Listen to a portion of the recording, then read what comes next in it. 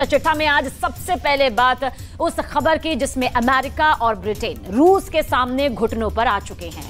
पिछले 72 घंटे का जिक्र करें तो पिछले 72 घंटों में रूस ने जिस तरह यूक्रेन के 7000 सैनिकों को मौत के घाट उतार डाला, उसके बाद से नेटो के तेवर ढीले पड़ गए हैं। अब तो ब्रिटेन की खुफिया एजेंसी MI6 और अमेरिका की CIA व्लादिमीर पुतिन से गुहार तक लगा रही है कि बस करो, अब बहुत हो गया, ये युद्ध रोक दो।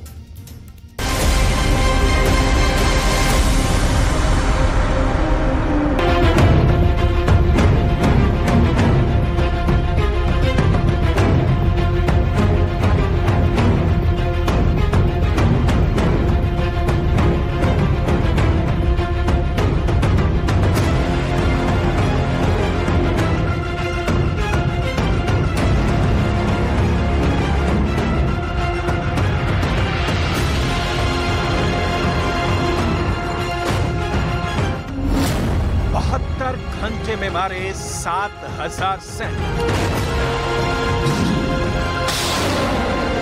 कुछ डिफेंस एक्सपर्ट्स के मुताबिक अगर भीषण जंग अगले 60 दिन तक और चली तो युद्ध में न सिर्फ यूक्रेन की बेहद भयानक हार होगी,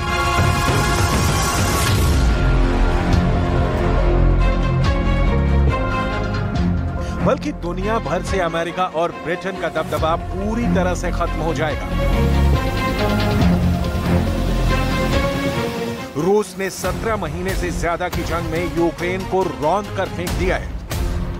अभी तक यूक्रेन के कीव समेत 13 शहरों को रूसी सेना के हमलों ने तबाह करके रख दिया है। अब हालात ये हो गए हैं कि ब्रिटेन की सीक्रेट इंटेलिजेंस सर्विस MI6, जिसे मिलिट्री इंटेलिजेंस के नाम से भी जाना जाता है, उसने गुप्त रूप से पुतिन के सामने हैरान करने वाला प्रस्ताव रखा है। जानकारों के मुताबिक ब्रिटेन की जासूसी संस्था MI6 का ये युद्ध प्रस्ताव हारते यूक्रेन और नेटो की ताकत की पोल खोल रहा है। यही नहीं, ब्रिटेन के अलावा अमेरिका की CIA यानी केंद्रीय खुफिया एजेंसी भी पुतिन के सामने गिड़गिड़ाने लगी है। हम आपको दिखाते हैं कि आखिर ब्रिटेन के जासूस प्रमुख रिचर्ड मूर ने पुतिन से क्या कहा है। खौफ में MI6 CIA जासूसों को मार रहे हैं पुतिन।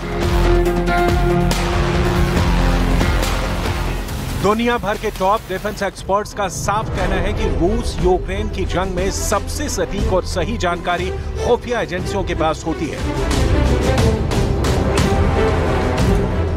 यहां तक कि यूक्रेन के राष्ट्रपति ज़ेलेंस्की, नाटो के महासचिव जेम्स स्टोल्टनबर्ग, अमेरिका के राष्ट्रपति बाइडेन और ब्रिटेन के प्रधानमंत्री ऋषि सुनक को भी सटीक जानकारी नहीं है कि युद्ध में आखिर चल क्या रहा है।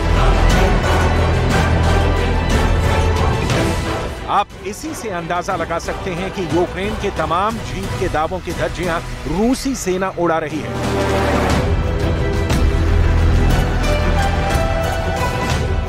पश्चिमी मीडिया में यहां तक दावा किया गया है कि पिछले 72 घंटे में पुतिन के स्टॉर्म Z हमलों में यूक्रेन के 7000 सैनिक मारे गए हैं।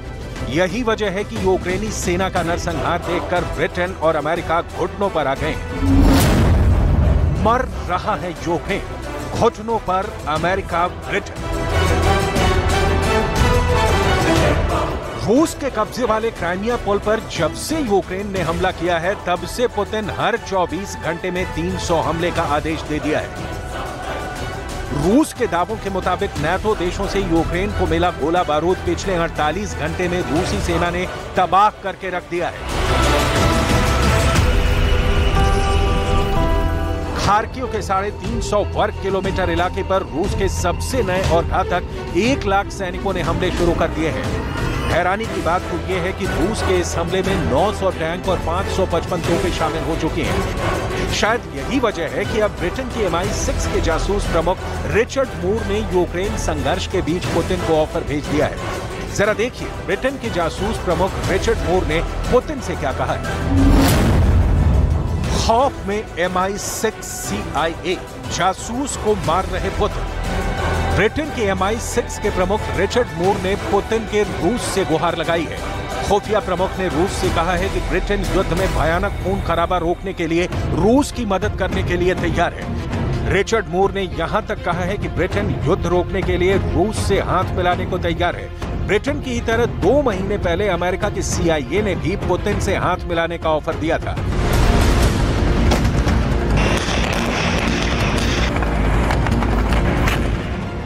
गिड़गिड़ाते ब्रिटेन और अमेरिका की हालत देखकर ज़ेलेंस्की भी घबरा गए हैं। कल तक जो ज़ेलेंस्की जीत के दावे कर रहे थे, वो ज़ेलेंस्की अब दुनिया को बता रहे हैं कि रूस यूक्रेन का वजूद मिटाने पर उतारू हो गया है। ज़ेलेंस्की का साफ कहना है कि पुतिन की सेना चुन चुन कर यूक्रेन के अनाज और हथियार गोदामों को तबाह कर रही है। Цей удар терористів доводить, що їхня мішень не лише Україна і не лише життя наших людей. У портах, які були атаковані, сьогодні зберігалося близько 1 мільйона тонн продовольства. Саме той обсяг, який вже давно мав би бути доставлений в країни-споживачі в Африці, в Азії. 72 घंटे में मारे 7,000 सैनिक। अब सवाल उठता है कि आखिर अमेरिका और ब्रिटेन की खुफिया एजेंसियां पुतिन को पटाने पर क्यों लगी हैं? क्यों नाटो भी रूस से युद्ध रोकने की कोशिश कर रहा है? इस सवाल का जवाब है पिछले 72 घंटे में जिस तरह से पुतिन की सेना ने यूक्रेनी सेना को दक्षिण और पूर्वी यूक्रेन में बुरी तरह से रौंदा है, वो हैरान करने वाला है। पश्चिमी मीडिया तो यहां तक दावा करने लगी है कि यूक्रेनी जनरल राष्ट्रपति ज़ेलेंस्की को यही समझा नहीं पा रहे हैं कि पिछले 6 हफ्तों यानी 45 दिन से चल रहा यूक्रेन का काउंटर अटैक रूसी सेना के सामने फेल क्यों हो रहा है। जरा देखिए, रूस के स्टॉर्म जेड हमलों का सामना करने के लिए यूक्रेनी सेना अपने हमले में क्या बदलाव कर रही है। पश्चिमी मीडिया के मुताबिक नाटो के घातक टैंक, तोप, रॉकेट और एयर डिफेंस सिस्टम, क्रूज मिसाइलें रूसी सेना के हमलों के सामने नाकाम साबित हो रही हैं। पुतिन के सैनिक बड़ी बेरहमी से यूक्रेन के सैनिक और रिहायशी इलाकों पर हमले कर रहे हैं। रूस से चल रहे युद्ध के बीच यूक्रेनी सैनिक अपना वॉर प्लान बदलने को मजबूर हो गए।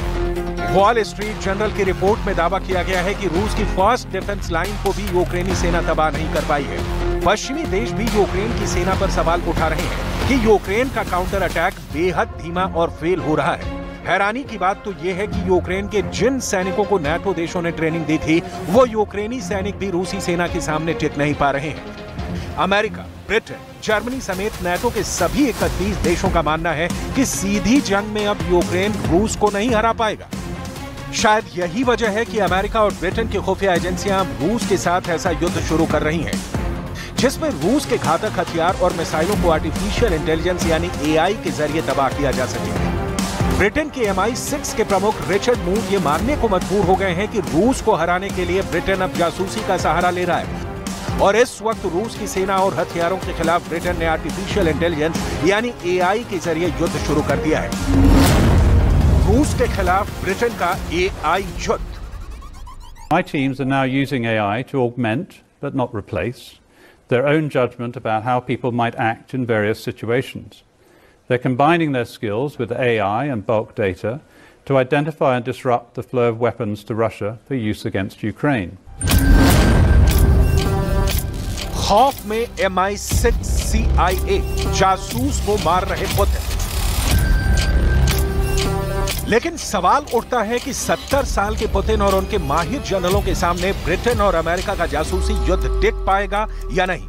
जानकारों के मुताबिक पुतिन से माहिर जासूस और जुनूनी लीडर नाटो के 31 देशों के पास नहीं है। यही वजह है कि जहां ब्रिटेन आर्टिफिशियल इंटेलिजेंस यानी AI के जरिए रूस को हराने की कोशिश कर रहा है, तो वहीं अमेरिका क्लस्टर बम से रूसी सेना को तबाह करना चाह रहा है। जरा इस वीडियो को देखिए। दावा किया जा रहा है कि अमेरिका से आए क्लस्टर बम यूक्रेन के बखमूत में पहुंच चुके हैं। ये वही पूर्वी यूक्रेन का बखमूत है जिसके बड़े इलाके पर रूसी सेना का कब्जा है। वीडियो में आप साफ देख सकते हैं कि यूक्रेन को लड़ाकू विमान और तोप से दागने वाले क्लस्टर बम दिए गए हैं। यूक्रेन भी सबसे ज्यादा क्लस्टर बम से हमले अपनी घातक तोपों के जरिए करेगा। वीडियो में साफ देखा जा सकता है कि एक बड़े क्लस्टर बम में गेंद की तरह दिखने वाले सैकड़ों बम हैं, जो जमीन पर गिरते ही सैनिकों के चीखड़े उड़ा देते हैं। एक क्लस्टर बम में आमतौर पर गेंद की तरह 88 से 100 बम होते हैं। अमेरिका को लगता है कि अब यूक्रेन रूसी सेना को क्लस्टर बम के जरिए ही हरा पाएगा। लेकिन पुतिन ने बिल्कुल साफ कर दिया है कि यूक्रेन को क्लस्टर बम देकर नाटो ने तबाही और बर्बादी को बुलावा दे दिया है। Оценку этим боеприпасам дала сама администрация Соединенных Штатов устами своих сотрудников некоторое время назад, когда использование кассетных боеприпасов было названо самой администрацией США преступлением. Вот я думаю, к этому так и надо относиться.